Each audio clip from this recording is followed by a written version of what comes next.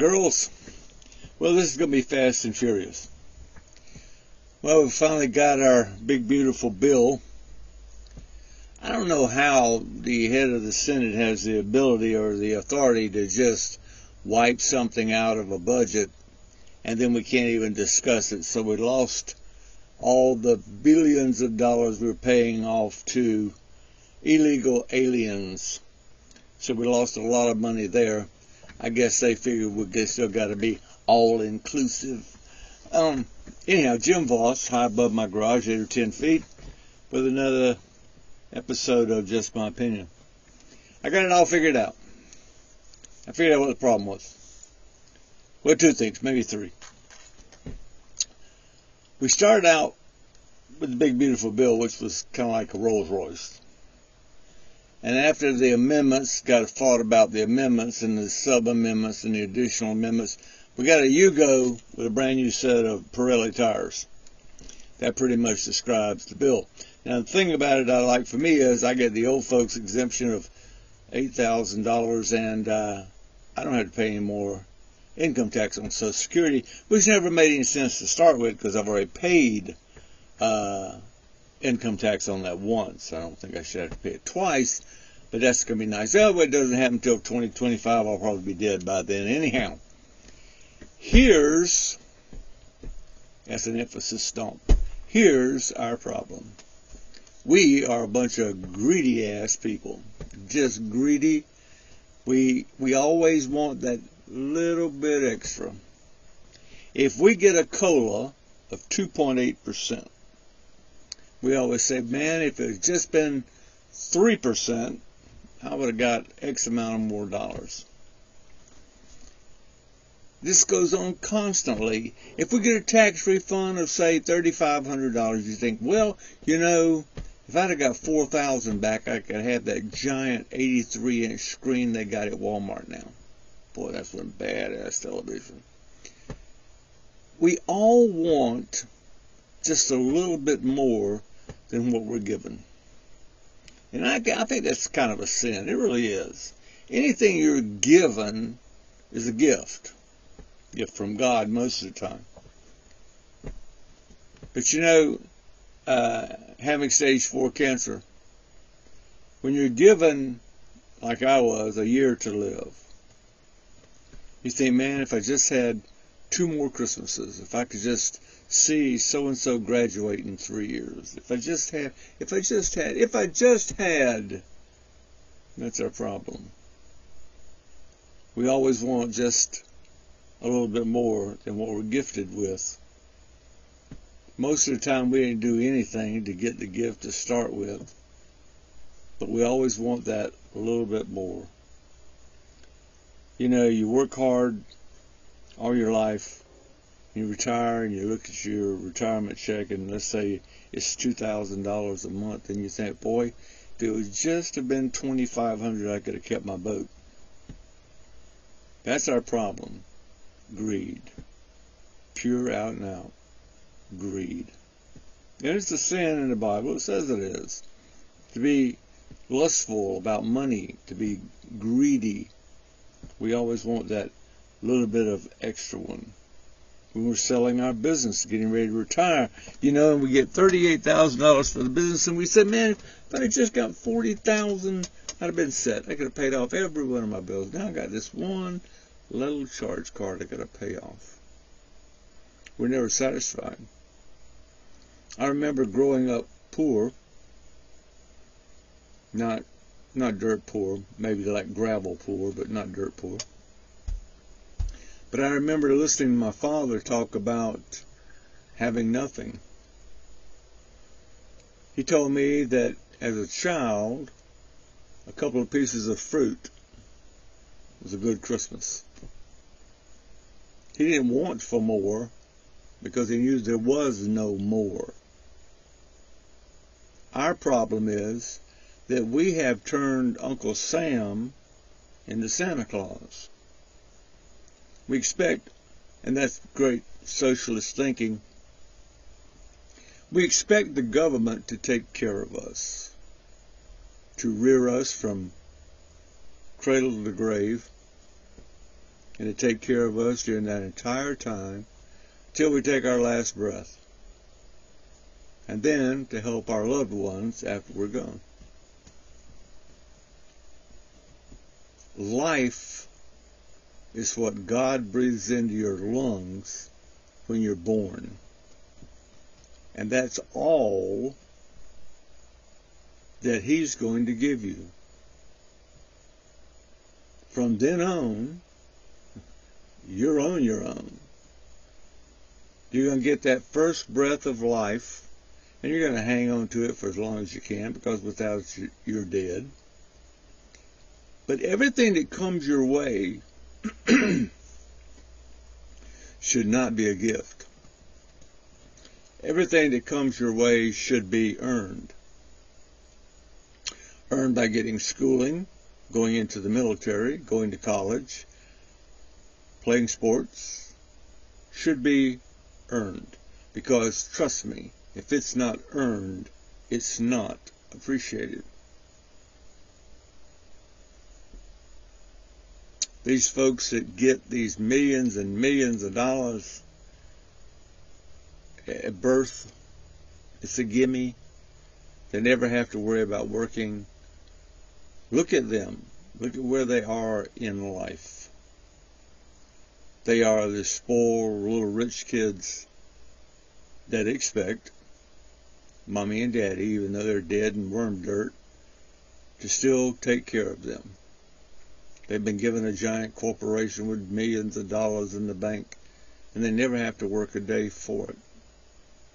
And then look at the people who grew up on the wrong side of town, who had to work hard. I love Ross Perot. I mean, a lot of people don't like Ross Perot, you know, Ross Perot. But he is a billionaire. You don't get to be a billionaire by being stupid. But he took a paper route, his first job. He took a paper route in the black section of town. White boy on a bike delivering papers. No one else would take it except for him. And now he's a billionaire. That is what you would call pulling yourself up by your bootstraps. I think that's the way it's worded. Making something of yourself. What does life owe you? Not a damn thing. Life owes you probably air. It's contaminated. Doesn't owe you a job. Doesn't owe you an education. Doesn't owe you promotions or moving up on the food chain. You are the person responsible for that. Without an education, you will not go anywhere. It's a rare, rare occasion when someone with no education turns out to be a millionaire. A very, very rare happening. People like Sam Walton. Anyhow, Sam drove a red pickup truck his whole life, and they had a Walmart. But that's a rarity. That's a rarity. It really is. You don't find many people. You do find some people who play sports, and they're great at sports, and they have no education, no formal education, and that's what they do. Can you imagine being paid $50 million to hit a little baseball around on the diamond? Something you love and you're good at. That must be a tough day at work. I don't think any athlete is worth that kind of money. I'm sorry. I love to watch me some Gamecock football, and I love to watch the Kansas City Chiefs with my son, but no human being is worth $50, $60, $70, $80, $100 million for 3 years to play football or basketball or baseball or golf or whatever it is. You're going to knock around, hit around, or bounce around on a floor. It is just, no. you look at, we pay the President of the United States $379,000 to run an entire United States, a military, an infrastructure, everything, and we pay him $379,000. And let's see, my son always keeps up with the Chiefs.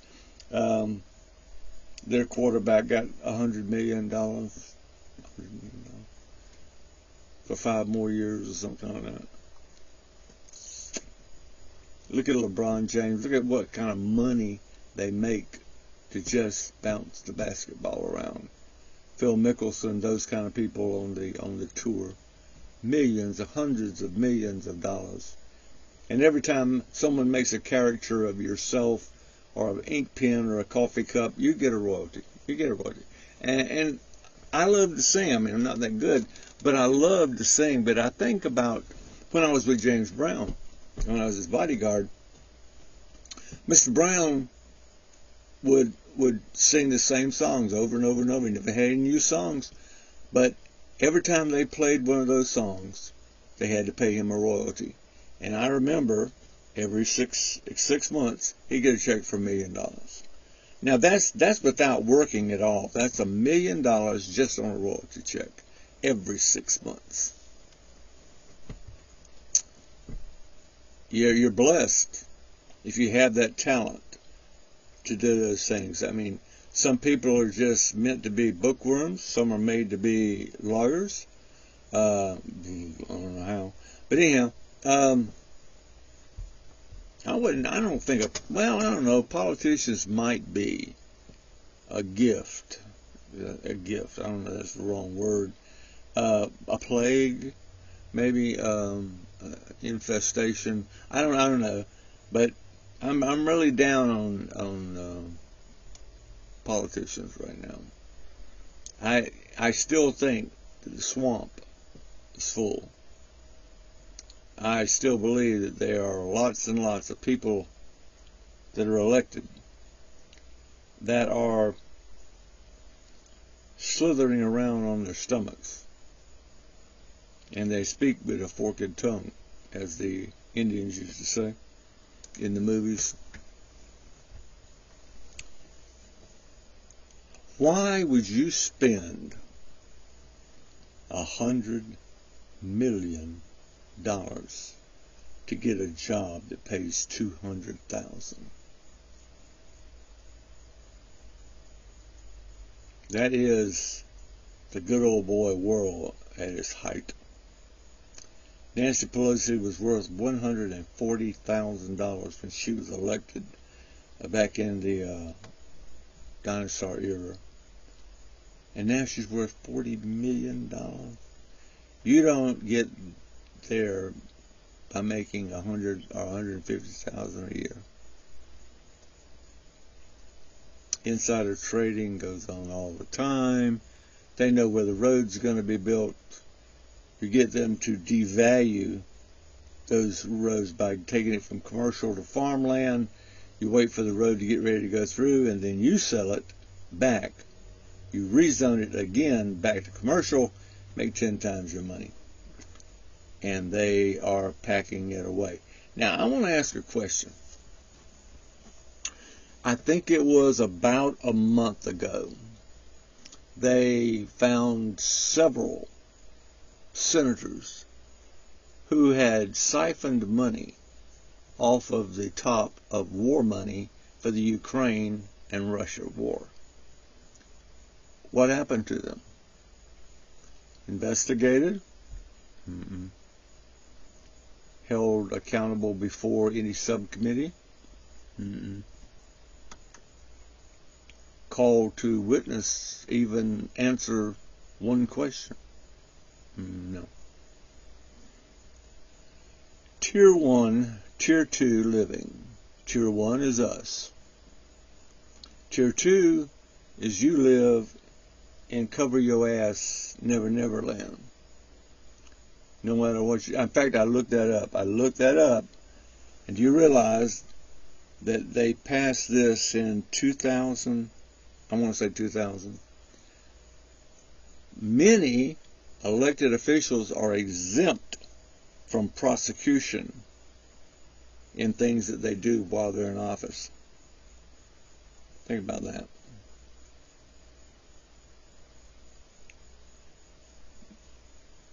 We had all the evidence we needed for Biden to be charged with treason. Took millions and millions of dollars from foreign countries to change our protocol towards them. Anybody making an effort to prosecute Sleepy Joe? No.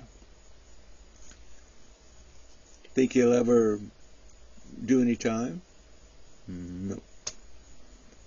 Madam Lardass, the Clinton Foundation, pay to play. She has the ear of the president, and they're funneling money through her corporation to take the ear of the president and whisper in it certain things.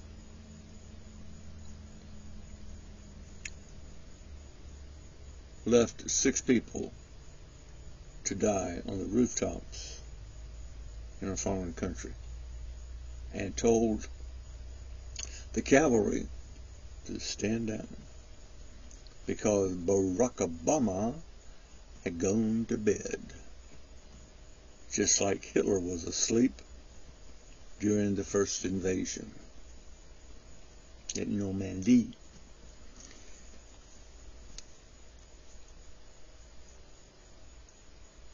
What difference does it make now? Do you remember that? Do you remember her saying that in a hearing when Trey Gowdy was grilling her fat ass? And she said, what difference does it make now? The only person I know that's got dead bodies dragging around behind her like tin cans on an A model leaving a wedding. All the way back to the land deals of the Rose Law Firm.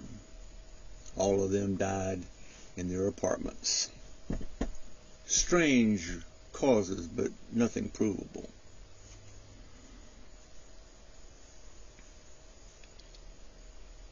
When a senator breaks the law, I just did some research on this last night, who prosecutes? The federal judge or a grand jury in that district? No. The DOJ. And then the Senate will come up with the punishment.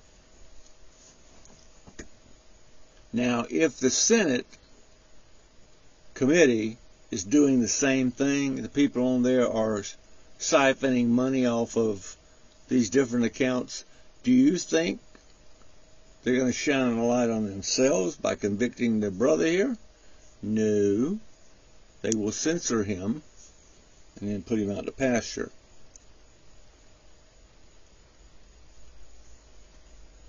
And he'll never make it to a real court. We have set it up so that if you can come up with the money to get elected, you are carte blanche, free to do pretty much whatever you want to do. To steal from ever which pocket you want to reach into, to siphon off of any appropriated money for other things, such as the $2.83 trillion stolen by congressmen and senators out of Social Security, and have yet to pay back one dime. Nobody has been held responsible. Nobody has been questioned in front of a committee. Never will see that money come back. How about just giving money away? How about just giving away the American tax dollar, of which we worked hard for and had to give over to Uncle Sugar? $2.38 trillion given away to fake and ridiculous federal grants. You've heard me talk about Hookers for Jesus, how the ant gets a grain of sand out of the hole in the ground. It's, when you look at the list, it will make you sick. It makes you even sicker to realize that money, 2.38 with a T, trillion dollars, is our tax money. Now, let's just say, and I can't do the math because I'm not really up there, I can't do logarithms and all that crap. And so let's say there's 380 million people in the United States. Divide that into 2.38 trillion dollars and see how much each individual, including women, children, men, doesn't make a difference, morons, idiots, how much would that put into the pocket of each and every household in the United States? So, I don't know, somebody put it in the column whether you approve or disapprove of the podcast, and do the math. It is, let's round it off, 350 million people going into $2.38 trillion. So what is a trillion? That's a million. Is that right? Okay. Then we're gonna have to do that 2.38 times. I'll bet you that every human being would get over $100,000. $150 billion has just been discovered by Elon Musk, who's gone on off the reservation, along with Donald Trump, and we replaced that with the Mexicans riding around in circles waving the Mexican flag. So we had to get rid of that vision, so we replaced it with that, and now we were going to place this with the big beautiful bill. And then we don't keep stuff very long. I mean, think about it. When's the last time you saw a tape of 9/11, of the actual towers falling? We got too much stuff to worry about. See, our brains can't handle but one thing at a time. And that's the way that government and the media is geared. If it is unpleasant, such as finding your hand in the cookie jar in the government, let's create something else. Well, don't watch this hand, because I'm going to screw you with this one. That was a nice podcast. I like that one.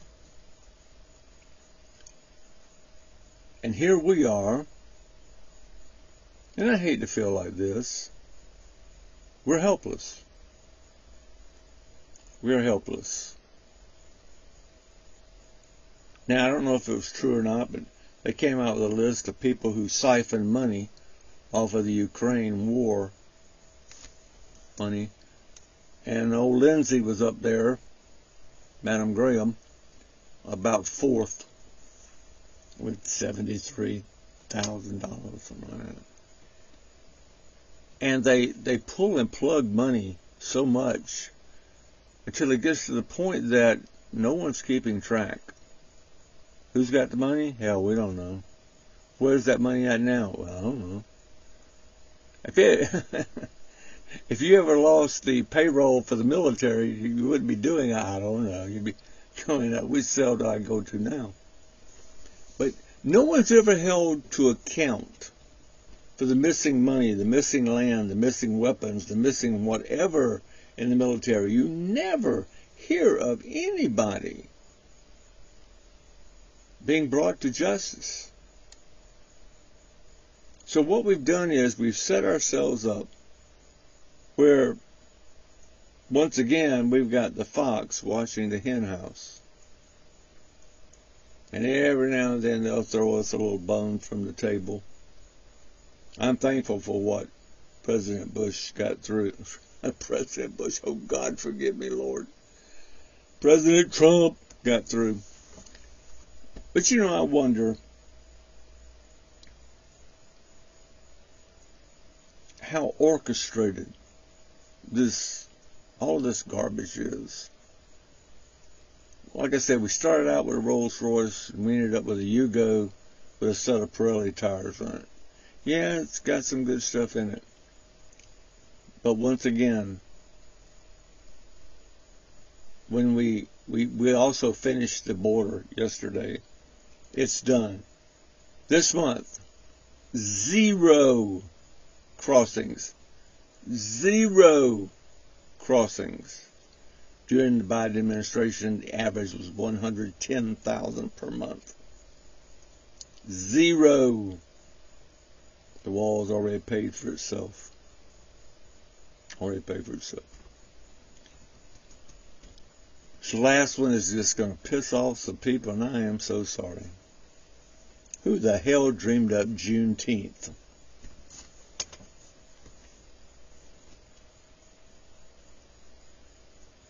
That is exactly what I'm talking about. We just need one more thing to make us whole. If we could get that extra 0.2% COLA, we'd be fine. If we could sell our house for just $10,000 more, we'd be just fine. Who the hell needs Juneteenth?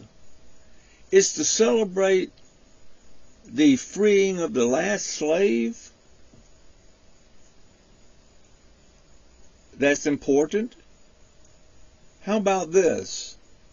Let's have a holiday for the last soldier that fell in World War II, or World War I, or Korea, or Vietnam, or Afghanistan. Why don't we have a celebration for the first black child that integrated a school in the South?